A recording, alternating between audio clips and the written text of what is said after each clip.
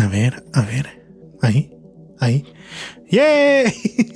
Hola, bienvenido a un nuevo video. Esta vez estoy muy feliz porque espero que de verdad la calidad del audio mejorara un montón porque me compré un nuevo micrófono y además de eso le quiero mostrar mi suéter. Miren qué belleza de suéter. Es uno de mis suéteres favoritos y de verdad lo uso muy poco porque no quiero ni que se me desgaste ni que se me estire en la lavadora, y lo utilizo muy poco, pero de verdad está muy hermoso y es muy calentito. Me encanta el color, me encanta.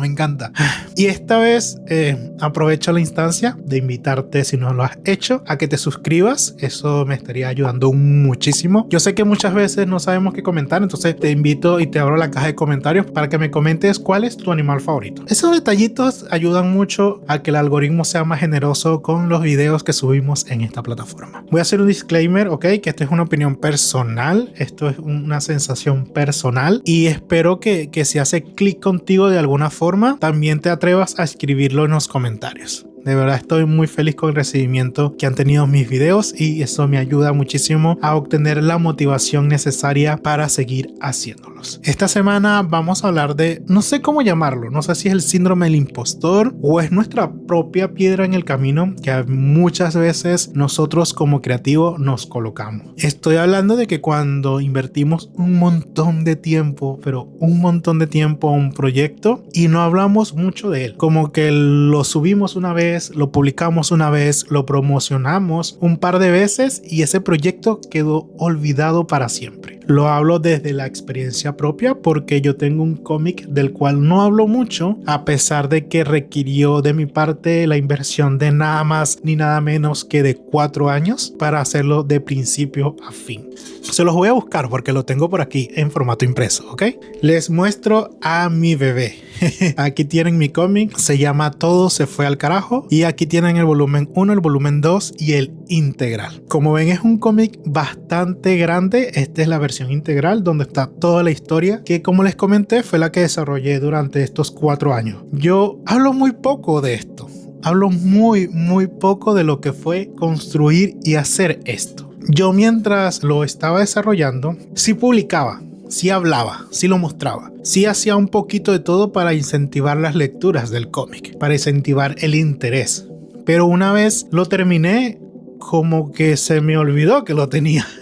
Y toda esta sensación la despertó luego de que salí de terapia. Me vino a la mente mi cómic y cierto tipo de trabajo que yo he hecho, los cuales requirieron de mí un montón de tiempo y yo hablo tan poco de ellos, y entonces allí me hizo clic el hecho de no solo lo veo en mí, también lo veo en compañeros y en colegas, los cuales invierten un montón de tiempo en desarrollar un proyecto, lo publican un par de veces y allí muere. Como lo hago yo, no puedo librarme de esa culpa. Y me intriga mucho el hecho de saber a qué se debe.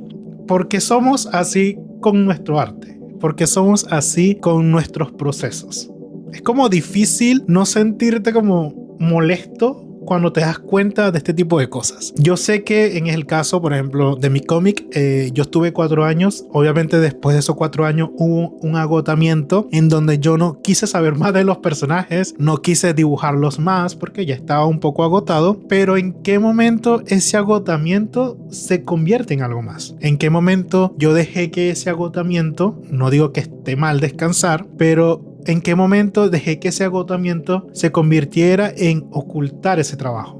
En no mostrar más ese trabajo, en no hablar más de ese trabajo que requirió un montón de mi tiempo y un cariño enorme hacia mis personajes. No sé, de verdad, genuinamente no sé en qué momento se transformó en algo más. Si tengo en mente hacer otra novela gráfica, en este caso no va a ser un cómic, va a ser una novela gráfica. Tengo la idea, tengo el guión, tengo los personajes, he hecho algunos avances, algunas viñetas, pero no he podido avanzar más porque sí estoy muy agotado con el hecho de el tiempo que me va a requerir hacer una novela gráfica. Pero a su vez, en ese agotamiento, olvidé mi cómic ya hecho. Y he hablado muy poco de su proceso. He hablado muy poco de cómo fue. He hablado muy poco de qué quería que fuera y qué terminó siendo. Y siento de que estoy haciendo como esas paces conmigo mismo y permitirme hablar un poco más de las cosas que hago. Permitirme hablar un poco más de las sensaciones que tengo. Por eso son como estos videos un poco más personales y más cercanos de yo hablando sobre algún tema en específico con ustedes. Y es como abrirme un poquito y abrazar esos procesos míos y darme cuenta de que para lograr lo que quiero, que en este momento puede ser vivir de mi arte, vivir de lo que sé hacer, de lo que me apasiona hacer, debo hablar un poco más al respecto de ello. Porque no sé si les hace sentido. ¿Cómo se va a enterar las personas de que hiciste algo si no les muestras ese algo? Y cómo tú mismo no te permites mostrarle ese algo a las personas. Y es una lucha día tras día el atreverme a mostrar cosas mías que llevan tiempo ya terminadas. Y no estoy diciendo que es fácil ni pobrecito Davis, pero es como un proceso que de seguro tú, si eres creativo, tú si haces algo desde la creatividad, también te ha pasado y quizás no te has dado cuenta, o si te das cuenta y simplemente lo barres debajo de la alfombra, pero te invito como a empezar a afrontar eso, a enfrentar eso. Si ya tú manejas estas situaciones de una forma más correcta, si ya tú te habías dado cuenta de esta situación, te invito a dejar un comentario, cómo lo has manejado, cómo te ha hecho sentir y si tienes un por qué no te atreves a llevar algo finalizado a más allá.